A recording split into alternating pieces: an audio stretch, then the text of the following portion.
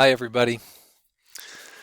Welcome to week 10 of Career and Self-Discovery. We're going to be doing this through a recording today rather than through our Zoom meeting. And in the announcement, you'll see that I included a handout. It's a 3-page handout that has career decisions, considering my decision, and career decision state survey. If you would have those handy, if you haven't printed that yet, please pause the video, print those out, and then rejoin. So we're going to need those as we go through this. So at the end of this recording, whenever it is you watch it, you can dive into Journal 10 and work through the activities there and get that submitted. You'll need to submit that before our next class, day 11, which will be on March 16th. And on March 16th, our class is going to include you sharing what you learned in your informational interviews with the career professionals that you were able to find. If anyone's struggling with that, needs any help finding a person, feel free to reach out to me, draw on your network, draw on those you know, to find someone to interview and go through that with. When we meet on the 16th, that Wednesday, we'll do several rounds of breakout rooms in small groups, and we'll share what we've learned in those interviews. So we're really looking forward to that next class. So without further ado, let's jump into today's discussion. So imagine yourself and you're in a room alone and you're bored. This might happen a lot. But if you're in a room all alone and you're bored, what do? You reach in your pocket and you pull out your ping pong ball. And with your ping pong ball, you start to do experiments. So you hold your ping pong ball out and you drop it. Where did that ping pong ball go? It went down to the floor. It's near my feet. And since I have a long day and I'm still bored, I'm going to repeat the experiment. And I'm going to drop this ping pong ball again. Where did it go? It went down. It went to my feet. What we have here is an almost perfectly predictable system. It's easy to predict where that ball is going to go. There's not very many influences. So let's add something to the picture. I'm going to bring in my playful puppy that loves to play with ping pong balls. So I'm going to get my ping pong ball out, and when I drop it this time, are you more sure or less sure of where that ping pong ball is going to go? The puppy might grab it, might bounce off its nose and fly somewhere else. The puppy is going to add some complexity to that system. So what if we add a whole litter of puppies that love to play with ping pong balls? How much more confidence do you have? Are you more sure or less sure of where that ball is going to go? Let's up it one more time. So I need some exercise, so I'm going to get on my treadmill. And it's programmed at a random speed. It goes fast sometimes, slow sometimes. So I'm going back and forward on this treadmill. And I'm walking in this room. And I get really hot when I'm on a treadmill, so I turn on a large oscillating fan. And this oscillating fan is blowing air through the room. And in this room, I have a litter of playful puppies who love to play with ping pong balls. And now I'm going to pull out my ping pong ball, and I'm going to drop it. Where did that ping pong ball go? Much harder to predict. I think that gives us a much more accurate picture of how well we can predict anything that relates to careers. So we introduced the puppies, the treadmill, the fan. That's a number of influences.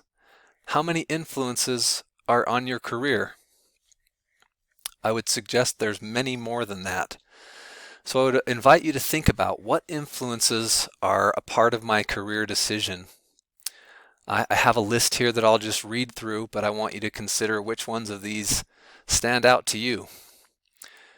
So what about your parents, your family, your friends, the people in your life, your culture, your upbringing, the internet and media influence, God, your religion, your ability or disability, your values, your health, your desires and motivation, the economy, public policies. There's a lot of complicating factors related to your career decision, and the list could go on and on. So I'd invite you to think about which of these are most significant on your decision right now, and make a note of those. In fact, you can start to write those on one of the pages if just take note of those at this point. So next I want to cover some of the ground that we've been through in this course as a review. We've looked at this career exploration model multiple times, that diamond idea of expanding and then narrowing your options, going through passion, purpose, possibilities, and place. These are all significant areas to consider. Knowing our identity, knowing the world of work, and then finding that career and calling. We've also looked at these 3 circles: why, how, and what. This is a great model for getting down to what's really important, what your purpose is. We've used the model of a tree, the parable of a tree. Your roots, your life view, what you believe this life is all about, your trunk, your work view, and then your identity, how you would express those in the world of work through some branch of your tree. We've spent time building a personal passion profile, this pyramid that shows the different areas of our lives that might be important to consider in a career choice. So we've used a lot of these models and more. We want to introduce another model today. So if you'll get that handout out, the Career Decisions, Learn About the Process model. This first page has a pyramid and a cycle. And as you look at the pyramid, you'll notice that it has a familiar theme of what we've looked at before. Know about yourself, know about your options. That's foundational. That's why we spent so much time on that. From that, you can consider how you make decisions. What process do you use? It represents this process over here that's an action-oriented model of career decision making, going through these steps. At the top of the pyramid, it's thinking about and evaluating your decision making. What models have you used to inform your career decision? What influences have been a part of your career decision? Some of those come in from that top down. So I'd invite you to do 2 things on this worksheet. First, with the pyramid, circle any of those areas that you still feel like you need more support with. Do you need more support knowing about yourself, knowing about your career options, figuring out your career decision process, evaluating your career decision process? Circle any of those you feel like you need more support with. And secondly, looking at these steps, knowing you need to make a choice, understanding myself and options, expanding and narrowing, prioritizing and choosing an option, implementing a choice through a plan. Which of these steps are you currently at? I imagine there's some of you who are pretty committed to a career path at this point, and there may be some who are still expanding and narrowing, and maybe still some that are still trying to understand yourself and your options. Where are you at? And circle or highlight that area as well.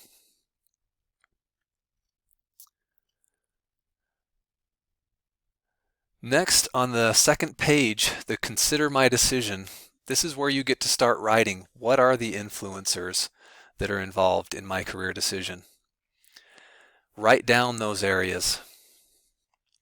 And if you need a little time to do that, you can pause the video and then start it again.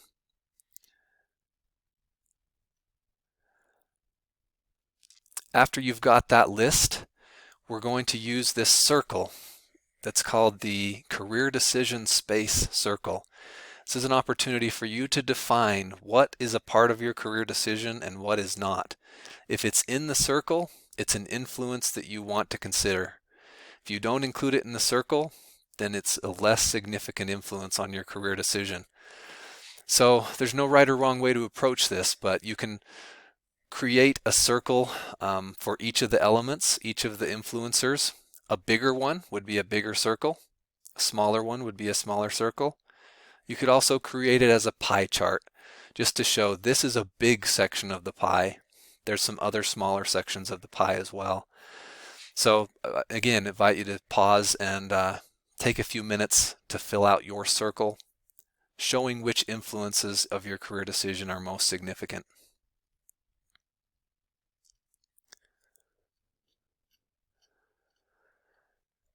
Let's go back to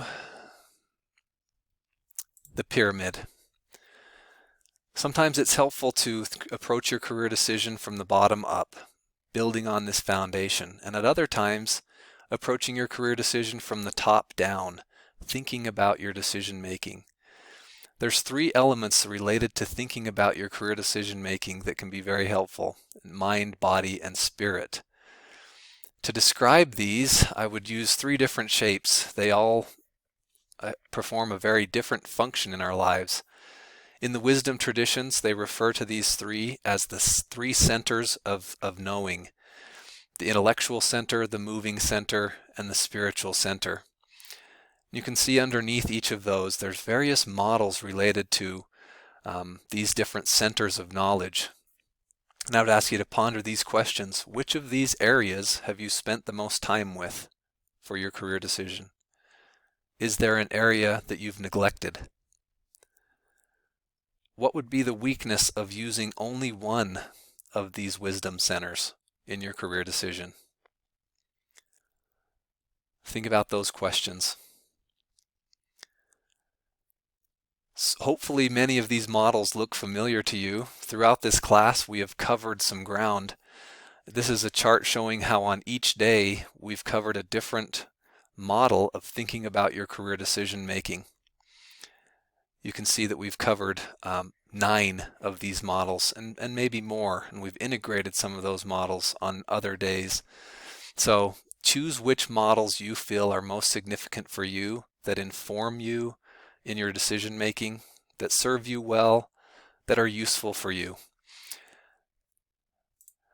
In career decisions, many students get stuck in this expanding and narrowing phase. They spend more time than's needed there. It is the one that takes the most time, but that's an area of getting stuck. And sometimes it's just helpful to know that the next step is just to commit. Choose an occupation or field of study. Once you've made that choice and that commitment, you can make a plan. You can outline the steps of how to move forward with that plan. Sometimes we just feel stuck because we don't feel confident enough to make that commitment. So the 3rd page of the handout is a career decision state survey. And I would ask you to go to that at this point and go through the 3 steps. List the occupations you're considering. There's space for several. And then it pushes you a little. Which occupation is your first choice? If you know, go ahead and write it. If you're still undecided, you can write undecided. Then consider, how satisfied are you with your choice at this time? And are there any other areas you should be considering with those questions at the bottom? Just to wrap up this discussion today, many times when we go to the grocery store and we see the ice cream aisle, we get stuck because there's so many choices available that we can't choose one. Now maybe some of you have a go-to and it's like, I'm always going to go for chocolate, something with peanut butter. I'm big on that.